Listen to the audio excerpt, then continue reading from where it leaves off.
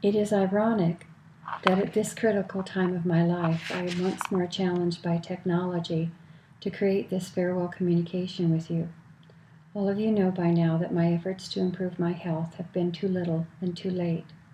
I know how much you pleaded with me for years to choose a healthier lifestyle. I always considered my body the vessel that carried around my brain. I elected to put things off until I retired. Now it looks like my plans for recess have been cut short. I've been advised that my heart surgery was not successful, and I won't be here to celebrate Seafair this year. You won't be surprised if I just get to the point. I want to reiterate something you already know and understand, but it's important to remind you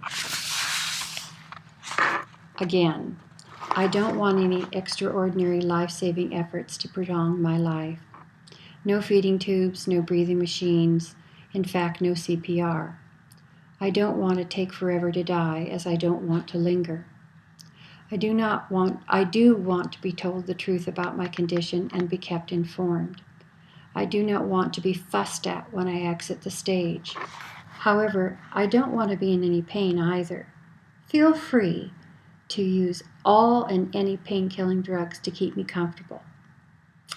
I'm a woman of faith, and my life has reflected my belief in God.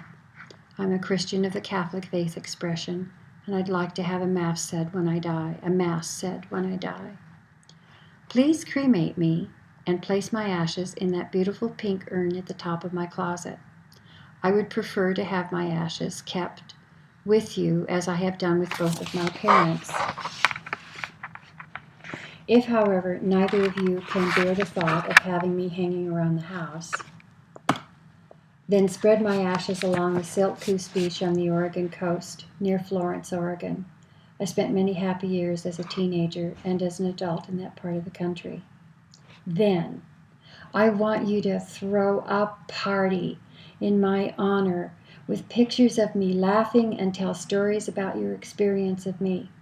This should be a celebration of my life, and as one of the greatest character traits I have is my sense of humor.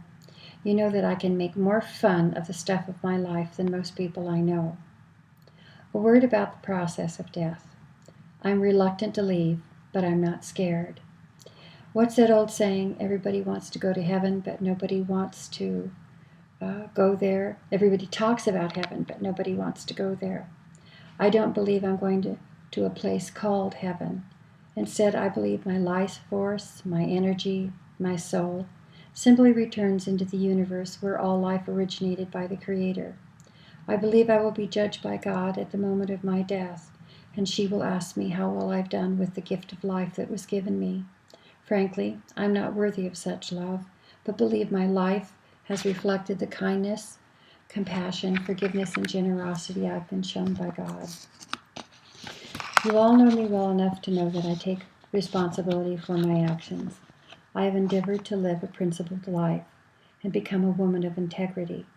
I've lived a life of adventure filled with both great joy and some sorrow. I've truly only loved one man completely and hope to have at least one more chance for that kind of unconditional love before I died. It doesn't seem like that's going to happen. I would say that my fears of disappointment let the opportunity of love pass me by. However, I have loved you all uniquely and experienced your love as a mother, a grandmother, a sister, an aunt, and a friend. Really, who could ask for more? In my personal relationships, the people I have loved, and those who have loved me and had the courage and patience to love and define my life, I want to take this opportunity to let you know how much you've enriched my journey and shaped who I've become. You have heard me say this many times.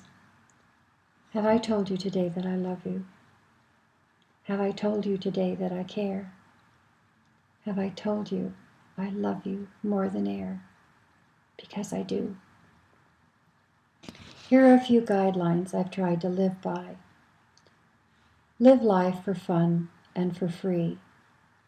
All of you know what I mean by this. If you can't take an action without an expectation of any reward, without a hidden agenda, and without the need to manipulate the results, then just say no. Don't do it. Another principle. It takes great maturity to hear someone's truth of you and not feel the need to defend yourself. This has taken me years to master. Another person's truth of me does not make it my truth. It only signifies that they have experienced me in a certain way, and they feel they know something about me. Resist the knee-jerk reaction to say, "But you don't understand." If you know yourself well and your own good observer, you'll know the truth of who you are. Your own good opinion of yourself is worth all the other good opinions of others. I also believe the universe seeks balance in all things. Nature keeps a balance in the seasons and between predators and prey. I believe that for every weakness we have in our character, there is a complementary strength or virtue to balance it. Both traits are needed to stay in balance in life. For example, I have been a very generous person with my time, energy, spirit, and certainly my financial resources. On the flip side, I am vulnerable to be taken advantage of and often made to look a fool. However, I would not trade my generous nature just to avoid looking foolish.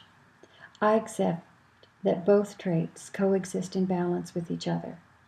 Be mindful of your own weaknesses and find the reciprocal strength in your character. I've learned more from my mistakes than my successes. I've always been amazed that I could be so average in my talents and be so wildly successful in my professional life.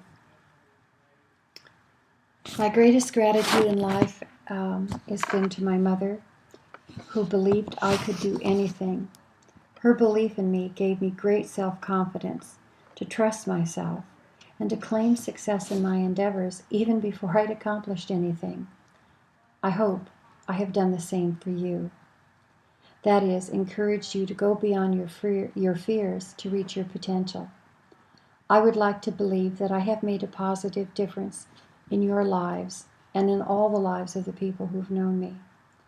The greatest gift I have received from God is my enthusiasm. It has come unbidden, unrequested, and without my will or effort every day, and I hope I have been generous in sharing it with you. I hope to be remembered fondly and with great memories and a wonderful sense of humor. It's been a great ride.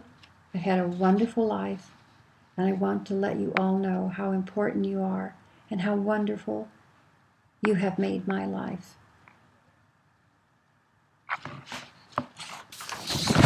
Farewell.